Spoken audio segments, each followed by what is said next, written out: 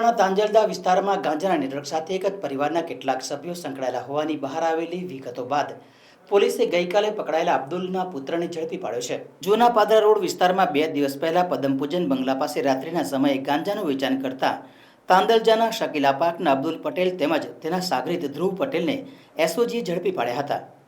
અબ્દુલ પટેલની પત્ની અને પુત્રને વોન્ટેડ જાહેર કર્યા હતા। પોલીસે બંને આરોપી પાસેથી 500 ગ્રામ હાઇબ્રિડ ગાંજો કબજે કર્યો હતો, જેની બજાર કિંમત 15 લાખ જેટલી થાય છે। પૂછપરછ દરમિયાન ગાંજાનો જથ્થો અબ્દુલનો પુત્ર આદિબ લાવ્યો હોવાની અને અબ્દુલની પત્ની જરીનાને આપી હોવાની વિગતો ખુલતા બંનેને વોન્ટેડ જાહેર કરવામાં આવ્યા હતા। જે કેસમાં ગણતરીના કલાકોમાં પોલીસે આદિબને ઝડપી પાડ્યો છે। 22 લાખના હાઇબ્રિડ ગાંજાના કેસમાં પણ આદિબ પકડાયો હતો। પોલીસના જણાવ્યા પ્રમાણે અબ્દુલ પટેલનો પુત્ર આદિબ અગાઉ પણ 8 મહિના પહેલા 700 ગ્રામથી વધુ વજનના 22 લાખની કિંમતના હાઇબ્રિડ ગાંજા સાથે ઝડપાઈ ગયો હતો, જેમાં અબ્દુલનું પણ નામ ખુલ્યું હતું। અબ્દુલ સાથે અગાઉ પણ 4 કેસ થયેલા હતા અને છૂટ્યા બાદ ફરીથી આ ધંધો કરતો હોવાથી પોલીસે તેના ઉપર નજર હતી।